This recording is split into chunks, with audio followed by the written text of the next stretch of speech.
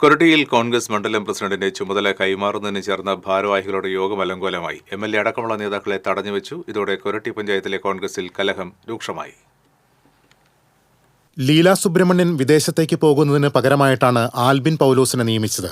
I ഗ്രൂപ്പുകാരനായ ആൽബിനെ മറുകൊണ്ടം ചാടിച്ച് A വിഭാഗക്കാരനാക്കിയതിൽ പ്രവർത്തകർ പ്രതിഷേധിച്ചിരുന്നു. ഒരാഴ്ച മുൻപ് നടന്ന യോഗം കയ്യാങ്കളിയിലെത്തിയപ്പോൾ ക്രമപ്രകാരം ചുമതല നൽകുമെന്ന് അറിയിച്ചാണ് നേതാക്കൾ പോയത്. തുടർന്ന് പ്രതിഷേധത്തിന് നേതൃത്വം നൽകിയ സിബിൽ തെക്കിനിയത്ത്, ലിജോയ് ചാമക്കാല, ഷാജു കള്ളിയത്ത് എന്നിവരെ DCC പ്രസിഡന്റ് സസ്പെൻഡ് ചെയ്തു. മനേഷ് സെബാസ്റ്റ്യൻ, ജോമോൻ ആട്ടോക്കാരൻ എന്നിവരുടെ പേരിൽ കാരണം കാണിക്കൽ നോട്ടീസും നൽകി. പിന്നീട് വ്യാഴാഴ്ച രാത്രി ചേർന്ന യോഗമാണ് ഏറ്റുമുട്ടലിന്റെ വക്കോളം എത്തിയത്.